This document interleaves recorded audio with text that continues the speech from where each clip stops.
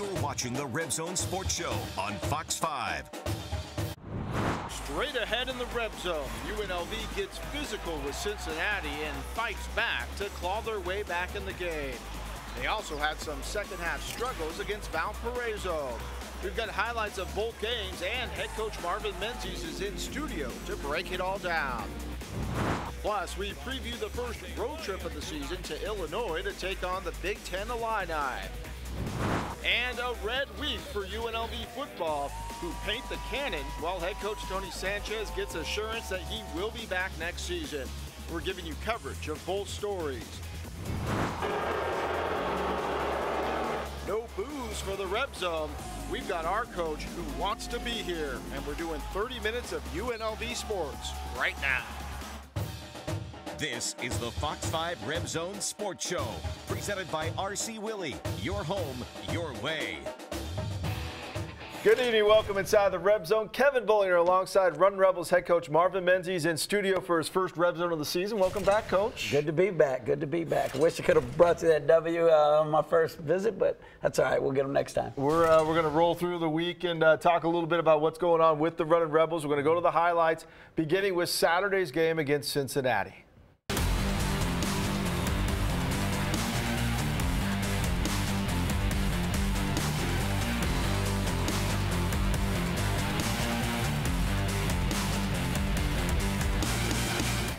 Up Thomas and Mack for Cincinnati, and Running Rebel fans let Mick Cronin know they didn't appreciate the way he handled his dealings with UNLV a few years ago.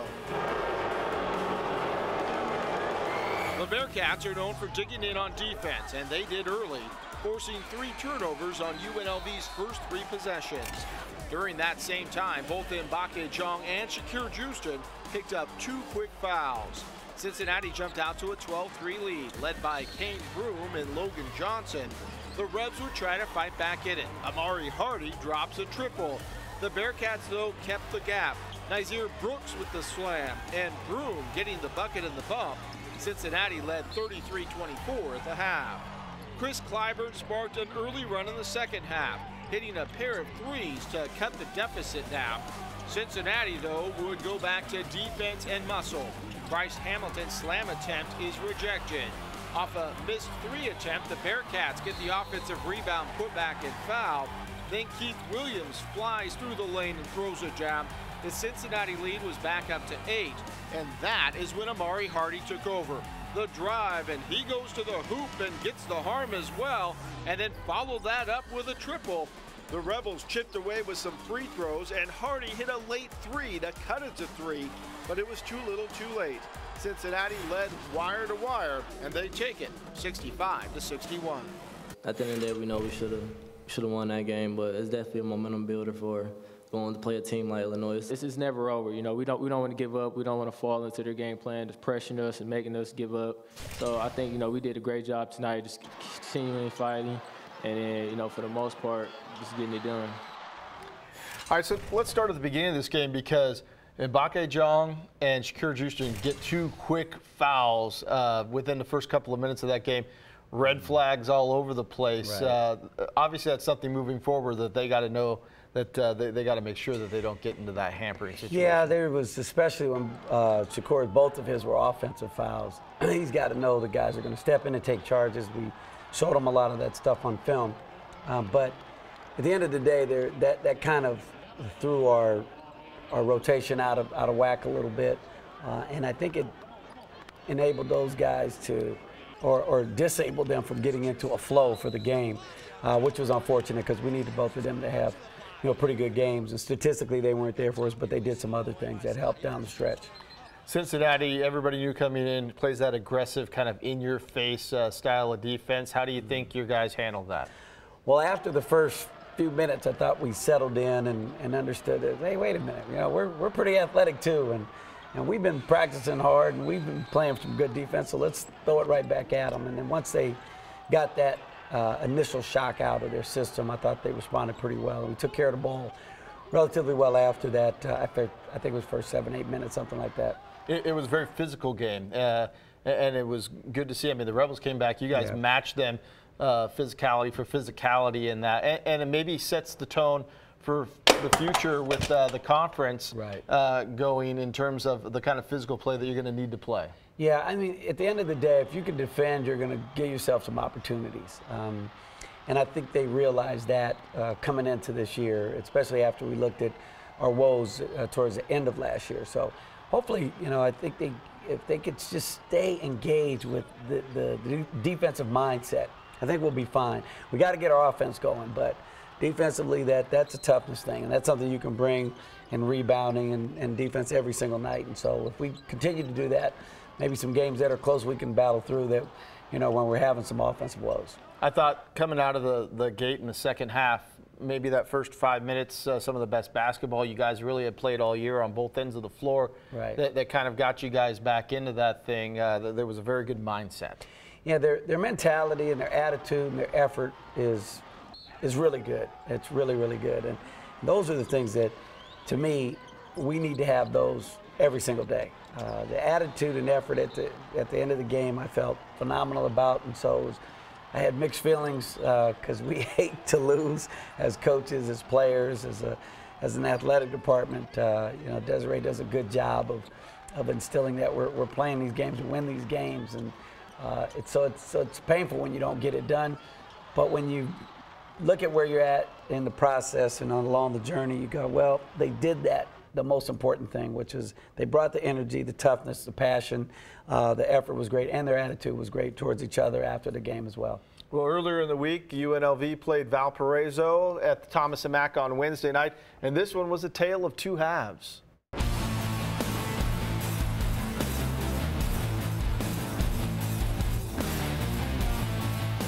Valparaiso in town as part of the Mountain West Missouri Valley Challenge.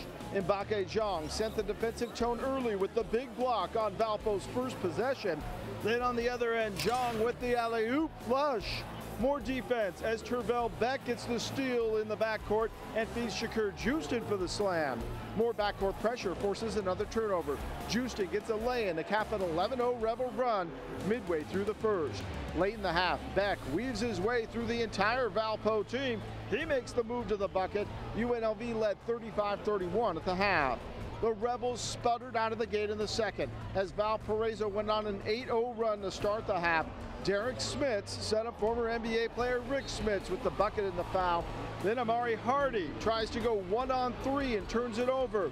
Valpo turns defense into offense and quickly gets a slam on the other end by Javon Freeman as the Crusaders turned a 4-point deficit into a 13-point lead. Chris Clyburn made a pump fake and drove for two as the Rebels cut it to 7 with 5:54 to go, but they just couldn't close the gap. UNLV has 25 turnovers and shoots only 30% in the second half as they drop one to Valparaiso 72-64. We're an unselfish team. We always look for the other guys, but at times we have to be not selfish, but just, you know, 100% that the pass is there, and if it's not, and if we're in scoring position, then just take the shot. We had open looks. We just had trouble knocking them down, you know. Some days it's going to be like that. Some days you're going to be able to knock down shots. Some days the ball not going to fall your way. But we just have to keep shooting them, stay confident, stay in rhythm, and they'll fall. So we saw a lot more full court pressure than we've seen so far this season from you guys. We know you guys like to do it when the opportunity presents itself. Yep. It was very effective. Will we be seeing more of that throughout the season, and how do you think you guys did in dealing with it? We want to play that way. I mean, we want to always give ourselves the best chance to win the game, and that's using our athleticism, our length, and scout-specific things in terms of matchups and stuff like that will always determine what our specific press or type of pressure that we're going to apply. But we're definitely going to be a full court pressure team that's going to try to make teams uncomfortable with either zone or man or run and jump or what have you. Try to keep teams off balance, and it's a team that hasn't done that consistently in this program, at least in my last couple years. So we've got, it's new for some guys and it's new for all the new guys. So they're adjusting to it and understanding how hard and difficult it is to play that way at a 100% attack mode the whole game. So it's still progressing and it's a work in progress. But I'm confident that it's going to get better as well. You guys came out of the gate strong in the first half in this game. which is so important to do when a team comes into the Thomas and Mack to try and get them on the ropes early. I thought that the effort was there in that first 20 minutes. Yeah, we've been really good in the first 20 minutes of most games. The problem was our second 20 minutes, and I thought we flipped the script against Cincinnati, but Valpo, it was that same story where we played well the first half and didn't play well the second half. So I think we made those adjustments, and I'm optimistic going forward, but that's not what happened that game, and that's really why we ended up losing that game. How ready are you to see this team play a full 40 minutes? Because I don't think we've seen this team play a really solid 40 minutes yet. We haven't, and thanks for reminding me of that, by the way. But I'm ready, but I also know that it's going to come with the experience, with the reps. They have to have reps, real reps in a game in order for them to really understand what it looks like and how to do it and how to close games out. Because every young team goes through learning curves, right? You go through your bumps and your bruises, and you're trying to figure out each one. You have to have those in order to have the successes. And so until we put one together, we're not going to know how to string it from game to game to game. Now, the good thing is we got the second half out of the way. So if we can continue to do that for the next few games, and then, whenever that one game hits where they played with the right type of scouting report, energy, and they put it all together for a full 40 minutes, they know what it looks like. And then they can embrace that and take that to the next game and take that to the next game. That way, if you falter in a few moments in the game, it doesn't hurt you because at the end of the day, you played a full 40 minutes. Well, speaking of the next game, we're going to take our first break right now. But when we come back, a closer look at the only game of the week coming up for the Runnin' Rebels as they travel to Illinois. We're going to break it down with Coach Menzies next.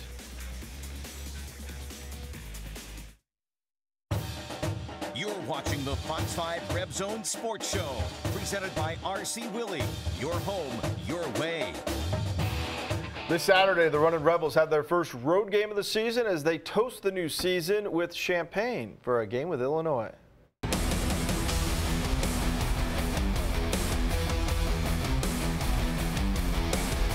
Saturday in Champaign, Illinois, the Rebels will run with the Illini. Illinois is still in transition under second-year head coach Brad Underwood, who lost several crucial role players off last year's squad, but has brought in players who fit better with his system. That being said, the Illini are young, with one grad player and one senior. Their backcourt is talented and deep, led by Trent Frazier and some consistent scoring coming from Kipper Nichols. The front court is a little thin, without a lot of post options. Illinois has already begun Big Ten Conference play with their conference opener earlier today against Nebraska and another Big Ten game against Ohio State on Wednesday. So this is a weird spot on their schedule. As for the Runnin' Rebels, this is the first road game of the season, and for many players, their first travel game as a college player. Handling a hostile environment will be key as this game goes through the 40 minutes. So Illinois was here in Las Vegas last year, but so many new faces, a totally different team than what we saw on the Strip last year. He's got his guys in there. He's got guys that he really likes that fit his system, that like was mentioned in the edit there, that they're going to climb into you. They're going to deny you all over the place. That's who Brad is, and that's his style of play. And you've got to be able to handle that pressure and take care of the ball, which was something that we had some woes with in our previous games. We shorted up, I think, towards the end of last game, like we talked about. But that's got to carry right over in Illinois. If we don't take care of the ball, we're going to be in for a long night, and we've got to be able to handle their pressure. So those are the two key things. But they have some really talented guard play, and they're young, but they're good. I think they've got a couple guys in the top 100, and they can score the ball and they can get going. When you talk about handling the ball, obviously the 25 turnovers against Valparaiso, a concern, but if that can be limited and they are able to handle the ball, then you guys might be in shape to make a run here. Yeah, I want to see how our young guys handle the road.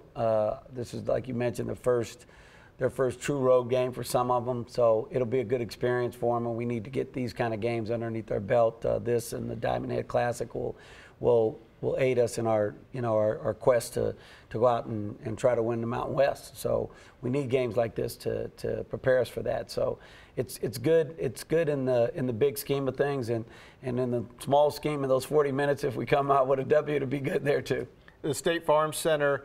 They haven't played a lot of home games yet this year, but it's going to be loud and rowdy with some of your young guys that maybe haven't seen that in a road environment in high school or AAU type of ball. Do you do anything this week in practice with some noise just to help with the communication on the court? Not necessarily the noise, just the communication on the court amongst each other. We've got a couple of things called echo, which is everybody's got to repeat the call on the floor, because you can typically hear still on the floor, even as loud as it may get. There's some environments where it doesn't matter. If you're on the floor standing right next to me, I can't hear you. So those, you almost get into sign language in terms of our play calls. And so we have some of those things that we've started to introduce. After we got the system in, we started to emphasize that. So I think we'll be ready for that part of it. And the UNLV brand is coming in, so I'm sure they're going to have a lot of fans out just like we did for Cincinnati. All right, we're going to step away from hoops for just a moment here. And when we come back in the Reb Zone, an eventful week for Rebel football as they paint the cannon red and start talking about the work that's already begun for next season. That's coming up in 2 minutes as the Reb Zone rolls on. You're watching the Fox 5 Reb Zone Sports Show, presented by RC Willey. Your home, your way. Late this week, UNLV Athletic Director Desiree Reed-Francois announced head football coach Tony Sanchez would be back next season for a 5th year. Our Vince Sapienza spoke with Sanchez to talk about the future. Business as usual. I mean, I didn't expect the announcement to be any different than that. Still got 3 years on my contract. You know, we've done a good job. You know, you look at it holistically, moving the program forward. You know, we've won more games than we had. You know, at a higher percentage. You know, over the years, over the last 10 years, and you look at just competitiveness and the way our guys finished the season. And I knew at some point I'd sit down and meet with Desiree, and I expected it to be exactly what it was and to keep on moving forward. And moving forward, it sounds like Tony's 5th year is bowl or bust. In the statement from Athletic Director Desiree Reed-Francois, it says, "We're looking forward to a successful 2019 season, including bowl eligibility." Our goals and expectations are always going to be higher than anybody outside of the football building. So it's just, those expectations don't change. I mean, we're in here, we're grinding away, we're out recruiting, we're lifting the weights, we're doing the running, we're out there on Saturdays battling out, representing this great university. So there's no one's expectations that are higher than mine and the team. So it's exactly what we expect to do. All right, man. Here we go. Looking toward next season, the Rebels return 19 of the 22 guys on offense, 16 on defense. And with 25 scholarships available, Sanchez expects to have 85 scholarship players for the first time in his tenure. The feedback we've gotten has been tremendous just since the beginning of this recruiting cycle. It was a nationally televised game, which was huge. It's obviously the Cannon game, and a lot of kids that were in fist fights with recruiting watched that thing, and they saw us play a really good defensive game. They saw the impact Armani made. It's like, oh, when he's in there, we're pretty darn good. Saw the courage our kids have being down the way we were and the way we were able to storm back. And just remember, man, it's never an easy life when you're a Rebel, right? And that's been the Rebels in the history of this country. So stick with us. We're going to get this thing rolling. We're going to keep moving it forward, and it's going to be a great year next year. All right, thank you, Vince. After winning the battle for the Fremont Cannon last weekend, the Rebels continue the tradition of putting the first coat of red paint on at the Student Union. They did so on Monday. An army of red rolled through UNLV's campus, escorting a prized possession, the Fremont Cannon. The Rebels won the Cannon back by beating Reno in the rivalry game on Saturday night. Now the nation's largest, heaviest, and most expensive trophy in college football is back in Las Vegas. I think it's absolutely exciting, not only for the team, but the community as well. It just shows how much this really means, It shows how much it really means to Nevada, well, not Nevada, Southern Nevada, let me be specific, UNLV, and these people, So it's an absolute great experience. Here we go. There was only one problem. It was still blue. That changed at the Student Union on campus, where they painted it red. Players, coaches, students, anyone who wanted to take part was allowed to grab a brush. It's a UNLV tradition.